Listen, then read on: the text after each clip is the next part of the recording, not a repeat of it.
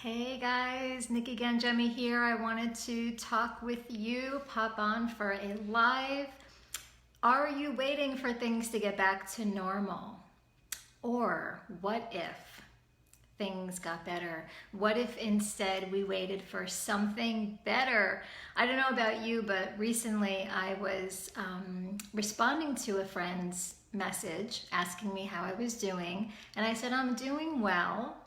And I can't wait for things to get back to normal.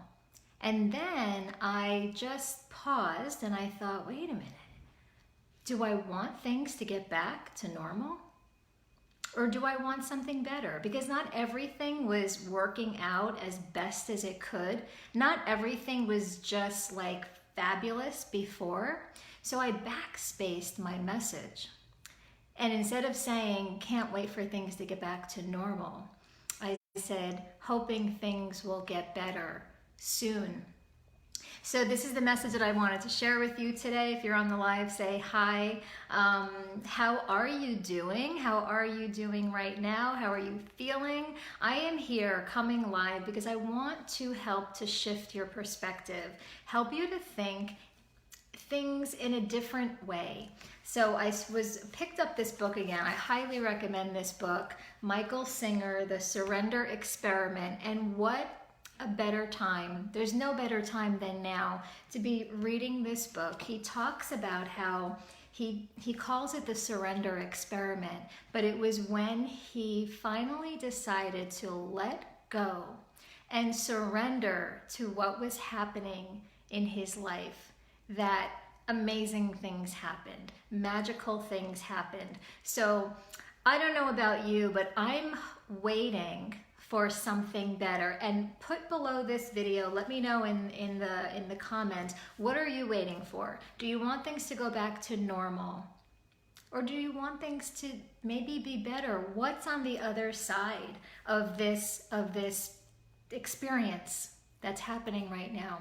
Could things get better?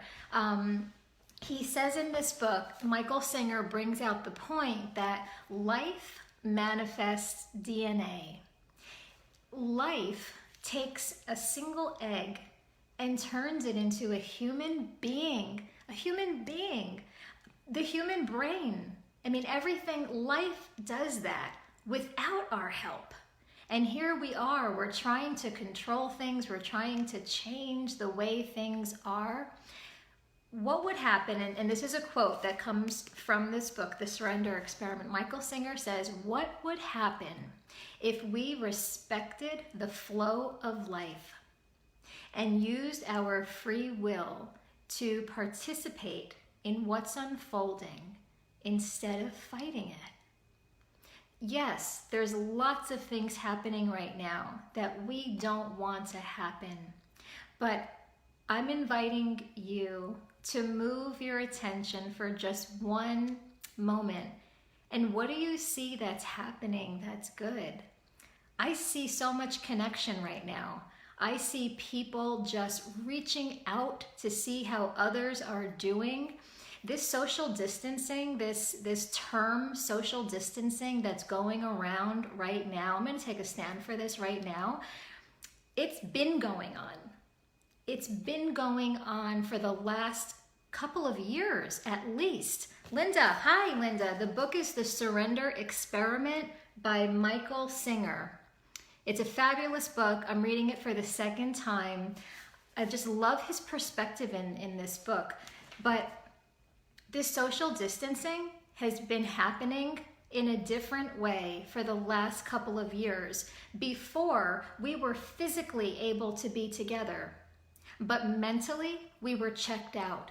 How many times did you see a family sitting at a restaurant and they weren't engaging in conversation with each other? Everybody was on their phone. Kids were on an iPad, you know? How many times, I love his books too, Linda. I read The Untethered Soul. That was another fabulous one before this. So people were already disconnected. I think back, I think it's been like a year. I remember we were at my parents' house. We were having dinner. It was my big part of my family. We were having dinner at the dining room table. And, dinner was over, and then we were all hanging out, just talking, kind of talking. Mostly we were on our phones. But my grandmother, you're right on. Thanks, Linda. I know this is what I've been thinking about. I'm like, social distancing? Really? We've been social distancing, people. We've been physically there, but out to lunch in our minds. And my grandmother, who she's 95 now, but this was last year. I remember her saying to me, she called me up. She was just sitting at that table. She was sitting at that table, surrounded by her grandchildren, her daughter, her son-in-law, but she felt alone. She felt alone because physically we were there, but we were all on our phones. Who was on Facebook? Who was on YouTube looking at a video? Oh, look at this video. Let's take a selfie. And she sat there. She sat there by herself, and she called me up like days later, and she goes, Nikki, no, I could have not, Grandma, she refers to herself as Grandma could have not been sitting at that dining room table, and nobody would have noticed. Nobody even knew I was there. And I said, I'm sorry, Grandma. I said, I didn't realize. She goes, no, you don't realize. You're all on your phones. What is this phones, she goes, and at the time she was 94. And she's right. She's right. And I want to bring this up because maybe on the other side of this experience, and I'm calling it an experience right now, I don't like the word pandemic. Maybe on the other side of this experience, people will be more mindful when they are present with their friends and their family. Maybe they'll put their phones down and be able to get through a meal just engaged with the people that are around them. Maybe next time we can be physically present and we can be emotionally available. We could mentally be there as well. And wouldn't that be nice? That would be something better. And so I wanted to say that. It was really important to me to say that. And also, moving our attention and focusing on all the good that's happening. Like I said, people are really rising up to help, to support, whether it's just a phone call or a text. I'm texting people that I haven't texted in a long time, but just reaching out to say, how you doing? And then, people offering for older people that are maybe a little more afraid to go out to get food. People are offering, I'm out at this supermarket. Can I pick you up something that you need? And it's really nice to see. So it's like, what do you choose to focus on? I see this as being a clean slate. Yes, bad things are happening. People are dying, 100%. And that was happening before too. We just weren't focused on it. And like I said, this could really be a clean slate. This could be a reset button where we get to show up and be different. Maybe now more people are going to be awake. Even right now, the park where I live is still open. It's a state park. So I go to the park when it's nice out to get a little bit of vitamin D and sun because I'm like cooped up in this house. But I'm seeing more families walking around in the park and actually talking to each other and laughing instead of being just distracted by their phones, which is normally what I see at the park. Who has earbuds in their ears and headphones as they're walking, and it's nice. There's people that are sitting on a bench and they're keeping their social distance. And I saw these two women. One was sitting on one end of the bench, one was on the other, and they were just talking to each other. They were enjoying the sun shining on their face. They were having a conversation. And I paused and I said to them, it's so nice to see two people interacting instead of being attached to a phone. And they just smiled and laughed. But it brings up, remember that photographer? Do you remember that photographer that took people, they were on their cell phone looking down, and he removed the cell phones from the photograph, and it made everybody look like a zombie, just kind of like this. And I thought that was so powerful because that's what was happening before all of this. People just didn't notice. They didn't notice, because they were just so wrapped up in whatever they were in. And now we're seeing more people being present. Now is the time to really get grounded and get present to what's going on. Another thing Michael says in this book, he says, Many times it takes a powerful event to turn your head so far that you never look back. And I think that's happening right now. And this is something that people are not going to forget. Things will probably never go back to the way they were, but that's okay, because what good can come out of it? How can things get better? And I think when we're finally able to see each other and be in the same room with people, we're going to appreciate it. We're going to be more present, and people are going to they're going to feel more seen, and they're going to feel heard. And that was lacking before. That was missing before. And it doesn't have to be that way.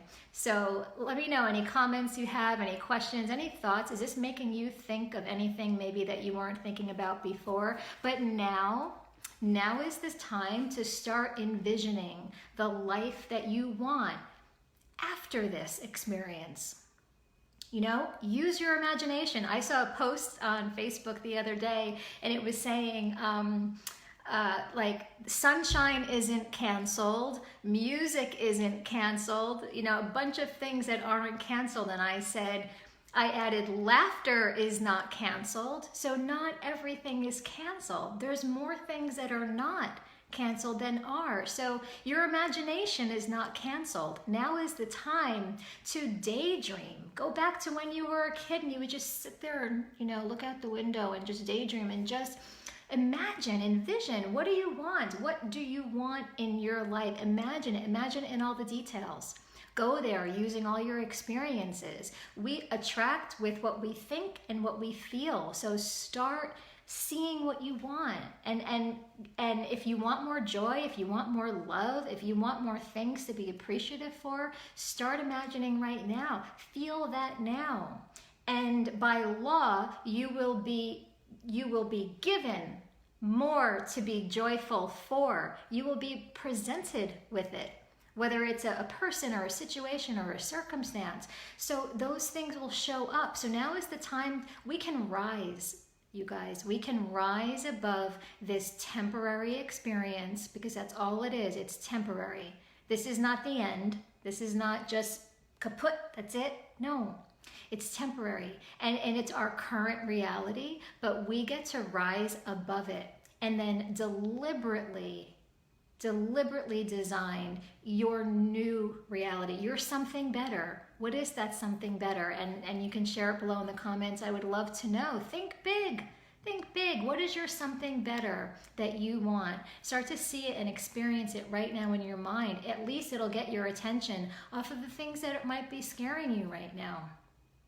And so go within and use your imagination. Imagination is not canceled. Smile more. Smiling is not canceled. Laughter. There is so much connection available to you right now. There are so many people that all the more these thought leaders and these amazing people that we have, and there's a lot of positive people out there. Start listening to them.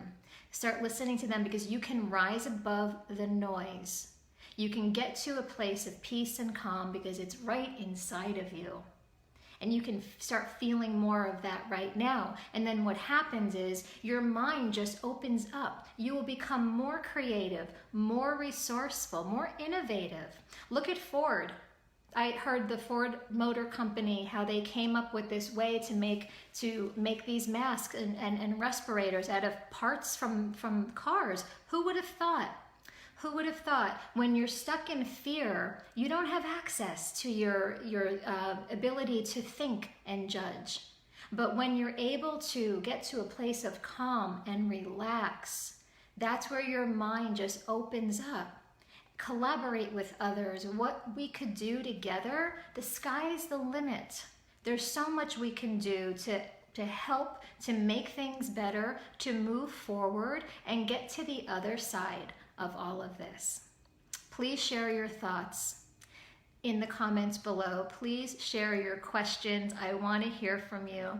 I am here to support you. Thank you all so much for tuning in, for listening. Stay healthy, stay safe, and I will see you soon. Bye for now.